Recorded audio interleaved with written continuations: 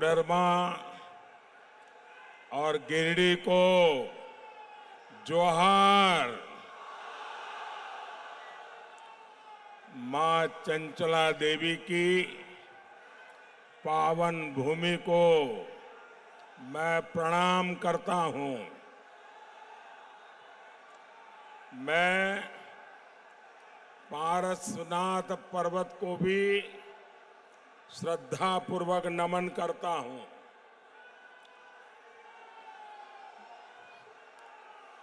हम बचपन से एक नाम हमेशा सुनते आए। जब रेडियो का जमाना था, झुमरी तलैया। झुमरी तलैया का नाम पूरा हिंदुस्तान जानता है। मैं तो देशवासियों को कहूंगा कि आपने जितना झुमरी तलैया का नाम सुना है, उससे भी अधिक हमारा झुमरी तलैया सुंदर है।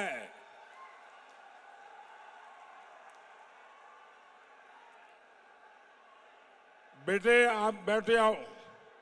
थक जाओगे बेटा, थक जाओगे। भाई, कोई इस बच्चे ने एक तस्वीर बना के लाया है, जरा एसपीजी के लोग ले लेना।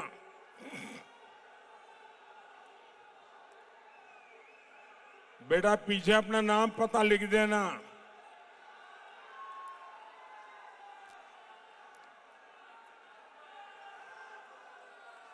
भारत माता की, भारत माता की। मैं सीधे काशी से आपके बीच आ रहा हूं।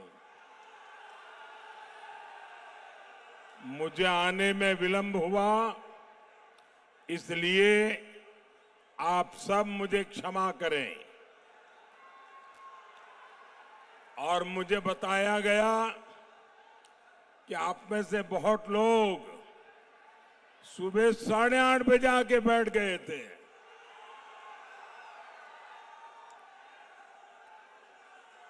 मैं काशी से भगवान विश्वनाथ का, भोले बाबा का आप सबके लिए आशीर्वाद लेकर के आया हूं।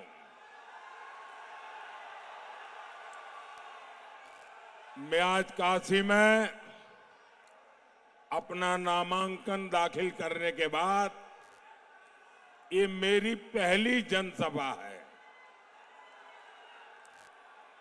और मैं देख रहा हूं कि काशी हो या कोडरमा या गिरिडीह, एक ही बात गूंज रही है। फिर एक बार, फिर एक बार, फिर एक बार। साथियों, जितने लोग यहां दिखते हैं ना, उससे डबल लोग बाहर हैं। ये आपका प्यार, ये आपके आशीर्वाद, ये आपका उमंग, मैं आपको शत शत नमन करता हूं। साथियों, काशी के लिए मैं पीएम नहीं, एमपी हूं। कोडरमा और गिरिडीह वालों को भी यही समझकर वोट डालना है। मोदी ही आपका एमपी है, मोदी ही आपका पीएम है।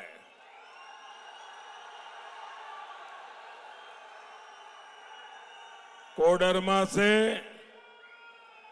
बहन अन्नपूर्णा देवी और गिरिडीह से आजसू के हमारे साथी श्री चंद्रप्रकाश चौधरी जी,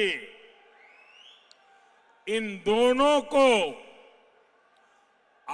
भारी बहुमत से जिताकर दिल्ली भेजिएगा।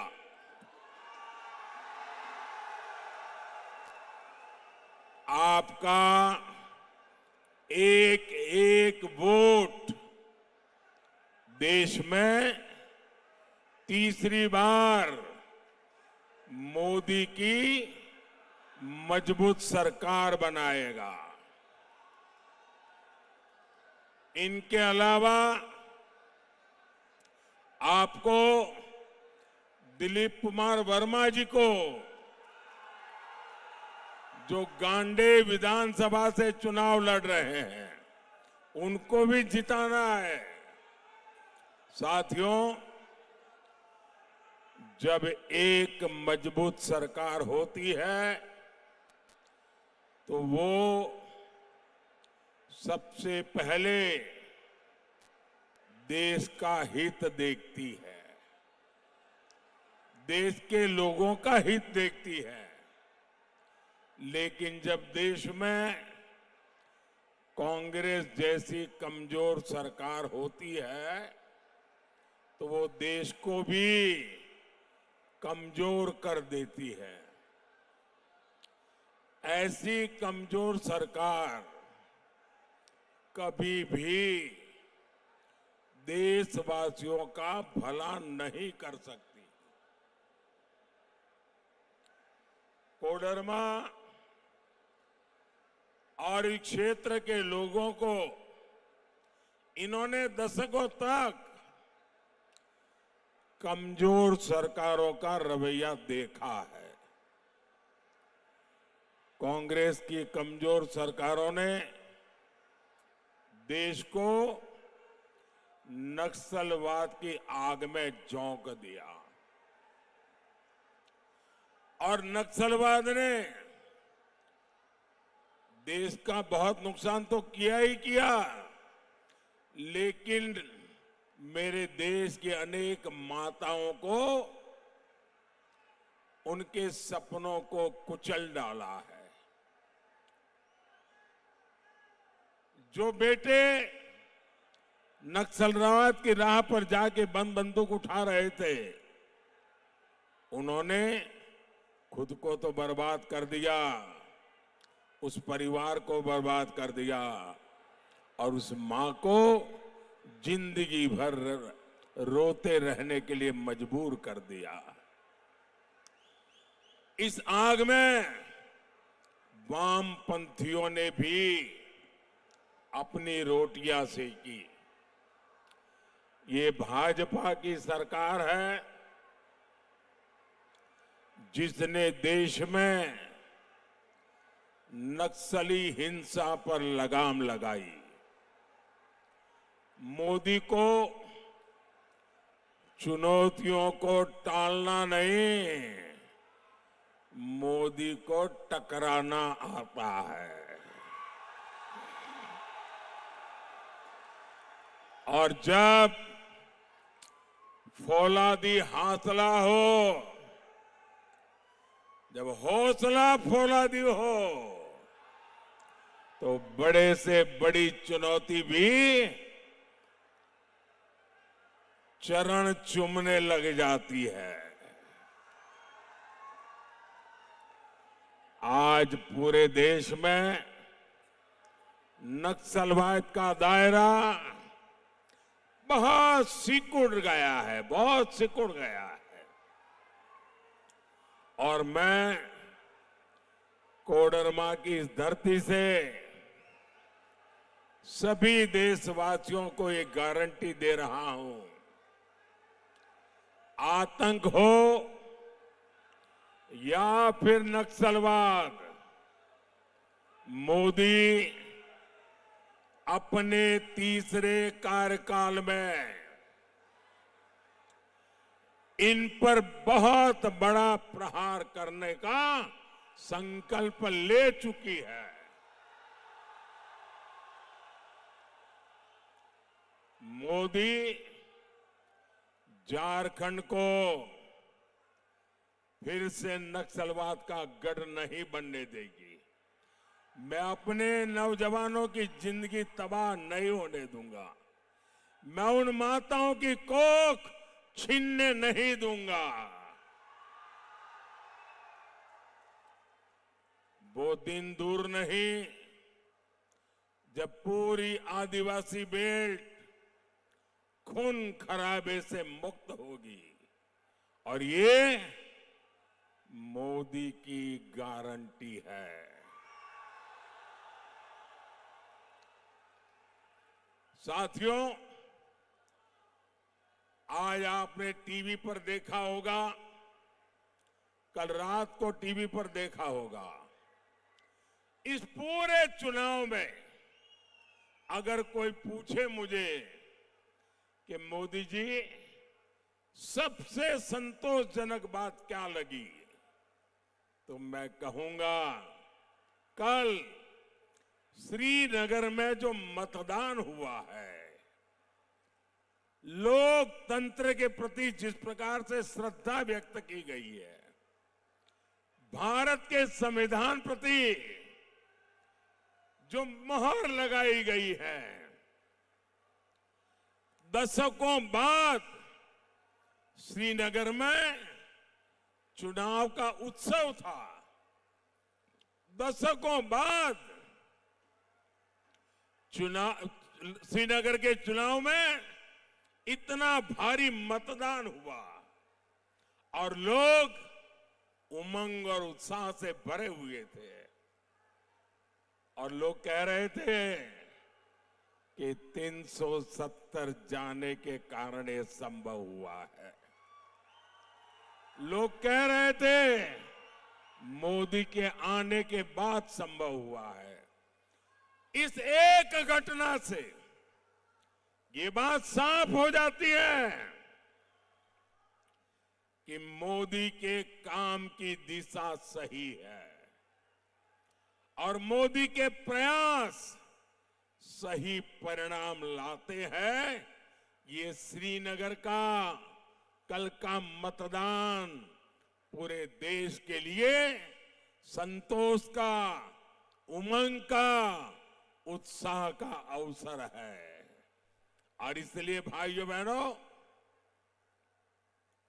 मेरे लिए और जो लोग धारा 370 को लेकर मोदी को दिन रात गालियां दे रहे थे, कान खोल के सुन लो।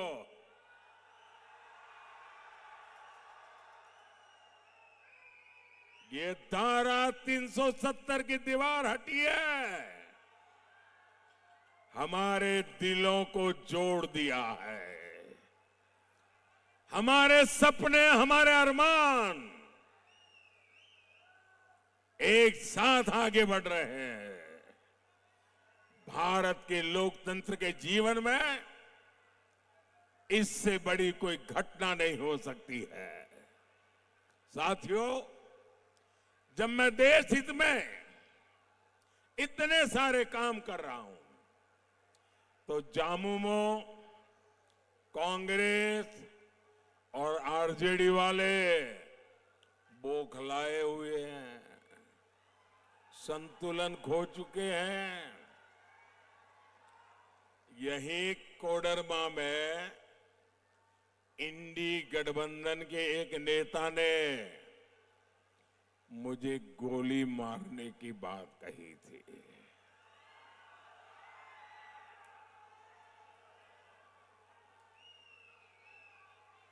ये जो गोली मारने के सपने देख रहे हैं ना, जो मोदी के कब्र खोदने के सपने देख रहे हैं, जरा यहां आइए, ये नजारा देखिए, ये माताओं बहनों का प्यार देखिए। ये गोली मारने वालों, यही मेरा सुरक्षा कवच है, यही मेरा सुरक्षा कवच है। यही लोग मोदी को जीने की ताकत देने वाले लोग यहां बैठे। और जिस मोदी को गरीब से गरीब, अबाल वृद्ध सहित, माता बहन सहित जब रक्षा कवच बन जाता है ना, तो मोदी को तो अमरत्व प्राप्त हो जाता है, अमरत्व प्राप्त हो जाता है। साथियों, मैं किसी राजघराने में पैदा नहीं हुआ हूं, मैं किसी शाही परिवार में पैदा नहीं हुआ हूं, और न ही मेरे पिता किसी गांव के चुनाव में प्रधान भी बने हैं। मेरे परिवार का कोई चुनाव तक नहीं लड़ा है। मैं गरीब मां का बेटा हूं। चाय बेचते बेचते यहां पहुंचा हूं, और आपने मुझे पहुंचाया है। और इसलिए किसी को अच्छा लगे, किसी को बुरा लगे,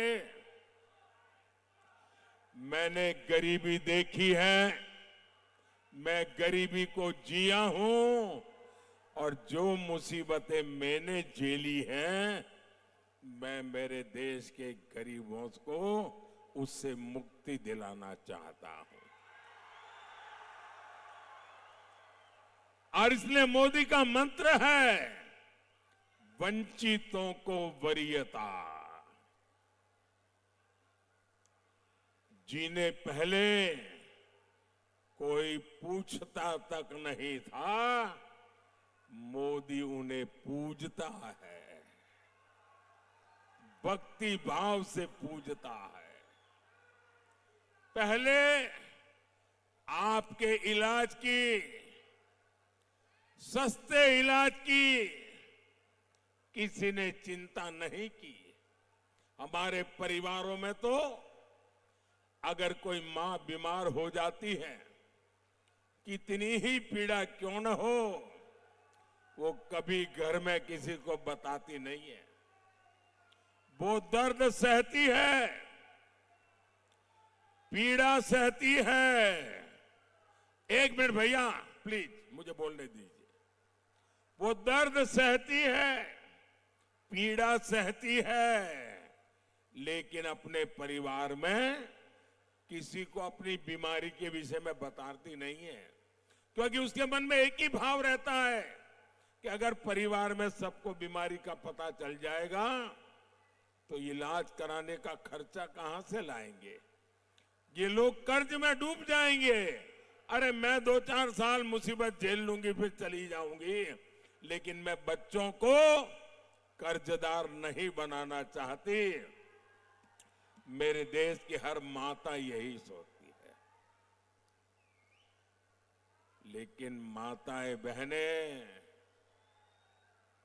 अब आपको दर्द छिपाना नहीं है, अब आपको पीड़ा नहीं सहनी है। अब दिल्ली में आपका बेटा बैठा है,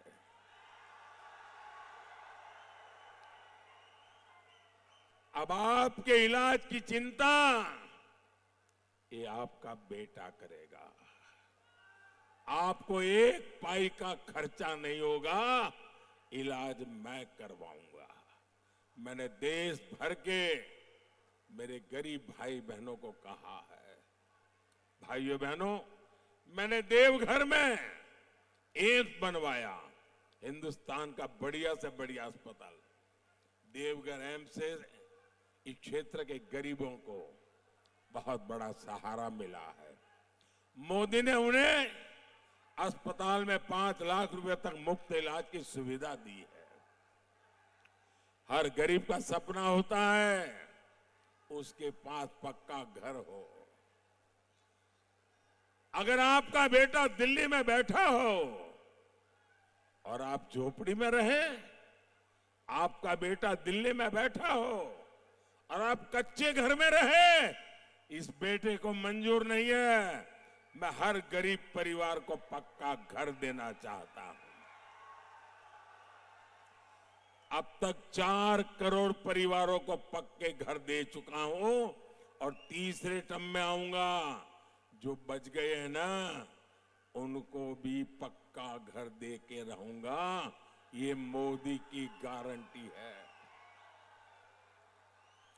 मोदी ने कोडरमा, गिरिडीह में गरीब परिवारों को 1.25 लाख से ज्यादा पक्के घर बना के दिए हैं।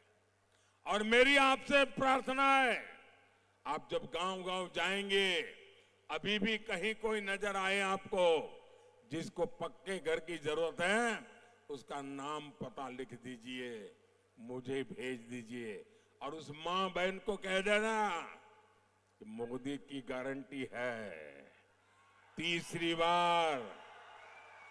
बार जब आएगा तो आपका घर भी पक्का हो जाएगा। मेरे लिए आप ही मोदी है, गारंटी दे देना। 7-8 साल पहले तक यहां करीब 2 लाख घर ऐसे थे जहां बिजली नहीं थी। मोदी ने अब उनके जीवन से अंधेरा दूर किया है, उनका घर रोशन किया है। मुफ्त राशन की योजना से भी यहां लाखों परिवारों को फायदा पहुंच रहा है। आज इतने साल हो गए, 80 करोड़ लोगों को मुफ्त में राशन मिल रहा है। मेरे पहले सोनिया बहन की एक रिमोट वाली सरकार चलती थी 10 साल पहले। उस समय के प्रधानमंत्री को पूछा गया कि आपके पास अनाज बिक रहा है, सड़ रहा है, आप गरीबों को क्यों नहीं देते? उन्होंने कहा मैं गरीबों को इतना दे नहीं सकता हूं, हमारे पास इतना नहीं है। जब आपका बेटा वहां बैठा ना, भूख क्या होती है वो मैं जानता हूं। और बच्चे भूखे होते हैं तो मां रात भर आंसू पीती रहती है, वो मैंने देखा है। और इसलिए मैंने तय किया, मैं गरीब का चूल्हा बुझने नहीं दूंगा। मैं गरीब के बच्चों को भूखे सोने नहीं दूंगा। और इसलिए 80 करोड़ लोगों को मुफ्त इलाज पहुंच रहा है। और मेरे भाइयों बहनों, लिख के रखिए, तीसरी बार आने के बाद अगले 5 साल भी मुफ्त राशन मिलता रहेगा। 4 लाख परिवारों का भी यहां पीने का शुद्ध पानी मिल रहा है। यहां लाखों किसानों को पीएम किसान सम्मान निधि का भी लाभ मिल रहा है। गरीब का ये बेटा आपके जीवन से हर परेशानी को समाप्त करने में जुटा है।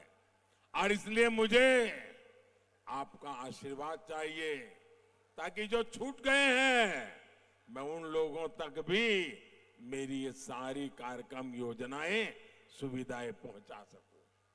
साथियों, जब दिल्ली में कांग्रेस जेएमएम लेफ्ट की सरकार थी, तब खनिज संपदा से निकला पैसा उस क्षेत्र को नहीं मिलता था, सीधे सरकार के खजाने में और कुछ चोरों के जेब में चला जाता था।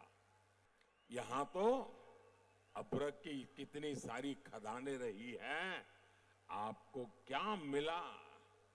कोडरमा और गिरिडीह, उसको भी नाम मात्र के लिए कुछ मिल गया तो मिल गया। मोदी ने कहा ऐसा नहीं चलेगा। मोदी ने नई नीति बनाई, हमने डिस्ट्रिक्ट मिनरल फंड बनाया। अब मैंने तय किया है कि जिस जिले से खनिज संपदा निकलती है उसका एक हिस्सा उस जिले के लोगों की भलाई के लिए, उस जिले के विकास के लिए खर्च होना चाहिए। और इस योजना के तहत झारखंड को अब तक 12,000 करोड़ रुपए मिल चुके हैं। कोडरमा और गिरिडीह उसको भी करीब 60 करोड़ रुपए उससे मिले हैं।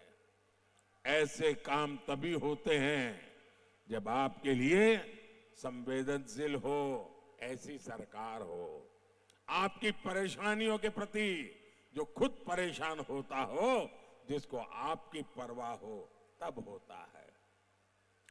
भाइयों बहनों, मैंने लाल किले से कहा था और मैंने डंके की चोट पे कहा हुआ है, छुपा करके नहीं कर रहा हूं। मैंने कहा था मैं भारत को भ्रष्टाचार, परिवारवाद और तुष्टीकरण से मुक्त होना के लिए अपना जीवन खपा दूंगा। जेएमएम, कांग्रेस, लेफ्ट, इंडी गठबंधन इन सारी बुराइयों का सबसे बड़ा मॉडल है। आपने देखा यहां कांग्रेस के एक मंत्री के कर्मचारी और कर्मचारी का नौकर, उसके घर में से नोटों के पहाड़ निकल रहे। भाई, ये नोटों के पहाड़ इतने बड़े हैं कि गिनते गिनते मशीन हाँफ जाती है। मशीन, मैंने तो मेरे जीवन में कभी नोटों का ऐसा ढेर आंखों के सामने देखा नहीं, पहली बार टीवी पे देख रहा हूं। इसके पहले कांग्रेस के सांसद के घर से नोटों के पहाड़ निकले, ये भी पूरे देश ने देखा। मुझे बताइए, ये सारे जिनके यहां से पैसे निकल रहे हैं, ये किसके करीबी है? अफसरों के घर से पैसे निकले, वो भी उनके खासम खास। नेताओं से यहां निकले पैसे, वो भी उनके खास। नौकरों से पैसे निकले, वो भी उनके खास। मतलब ये इनके सिर पर किसका हाथ है भाई? यही तो लोग है ना। ये जो भी करते हैं वो शाही परिवार के इशारे से करते हैं। आपके गांव की सड़कें, पुल, नहरें नहीं बनी, वो आज भी खस्ता हाल है, क्योंकि वो पैसा मंत्री जी के यहां पहुंच जाता है, उनके कर्मचारी के यहां पहुंचता है, उसके नौकर के यहां पहुंचता है। साथियों, ये तो अभी शुरुआत है, मैं तो और ज्यादा खजाने खोजने वाला हूं। मैं चोरों को नींद से सोने नहीं दूंगा। मैं उनकी नींद तो उड़ा दूंगा, उनके खजाने भी खाली करके रखूंगा। ये पैसे आपके हैं, इन पैसों के मालिक आप हैं। कोई चोरी लूट नहीं कर सकता है। मोदी इन पर कड़ी कार्रवाई कर रहा है और इसलिए ये मोदी को गोली मारने की बातें करते हैं, मोदी को गोली गालियां देते हैं। साथियों, झारखंड में आज अपनी आस्था का पालन करना मुश्किल हो गया है। हमारा आराध्यों की मूर्तियां तोड़ी जा रही है। जिहादी मानसिकता वाले घुसपैठिए झुंड बनाकर हमला कर रहे हैं। झारखंड सरकार आंखें मूंद करके बैठी है, पीछे से समर्थन कर रही है। इन घुसपैठियों ने राज्य में हमारी बहनों बेटियों की सुरक्षा को खतरे में डाला हुआ है। क्या झामुमो कांग्रेस आरजेडी वालों को आपका एक वोट भी मिलना चाहिए क्या? उनको कहीं पर भी जगह मिलनी चाहिए क्या? हर बूथ में से उनका पराजय होना चाहिए कि नहीं होना चाहिए? भाइयों और बहनों, इंडी गठबंधन वालों का तुष्टीकरण का खेल अब चरम पर पहुंच चुका है। ये लोग पहले जो पर्दे के पीछे करते थे, वो आज सामने आकर के कहने लगे हैं। अब ये खुलेआम कह रहे हैं कि मोदी के खिलाफ वोट जिहाद करेंगे, वोट जिहाद। भाइयों बहनों,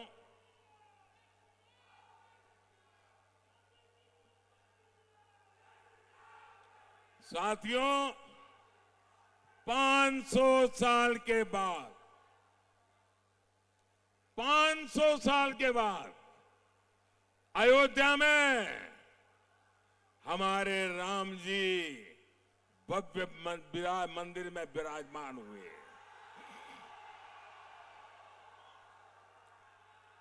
पूरा देश खुश हुआ कि नहीं हुआ? आप सब खुश हुए कि नहीं हुए?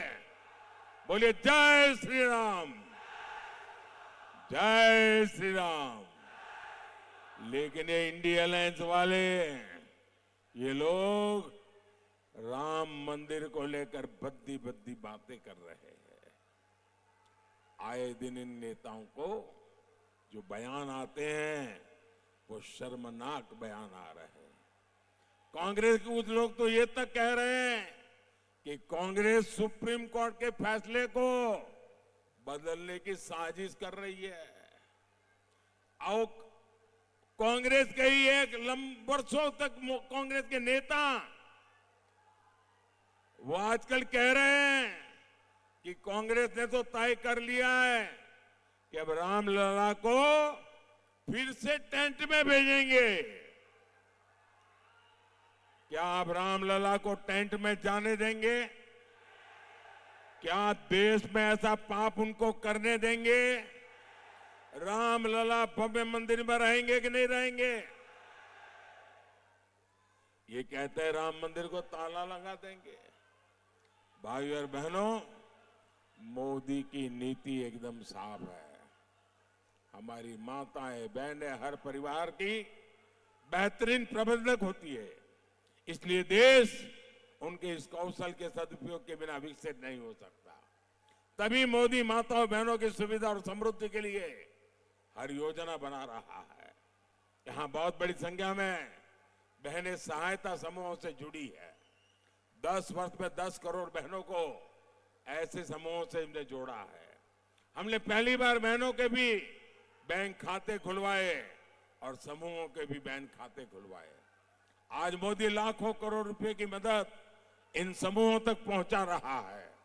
मोदी ने संकल्प लिया है कि हमारी सरकार 3 करोड़ बहनों को, ये आपके लिए खुशी की खबर है, 3 करोड़ बहनों को मोदी लखपति दीदी बनाएगा, लखपति दीदी बनाएगा। साथियों, विकास के, जन कल्याण के काम तेजी से पूरे हो, इसके लिए आपको बड़ी संख्या में मतदान करना है। घर घर जाना है, ज्यादा से ज्यादा मतदान करना है। हमें हर सीट नहीं, हर बूथ को जीतना है। आप घर घर जाइएगा और कहिएगा कि मोदी जी ने आपको जो हार कहा है, नमस्कार कहा है। और इस चुनाव में हमारे 2 लोकसभा के साथी और एक हमारे विधानसभा के साथी, मेरे इन तीनों साथी को आपको विजयी बनाना है। बोलिए भारत माता की, भारत माता की।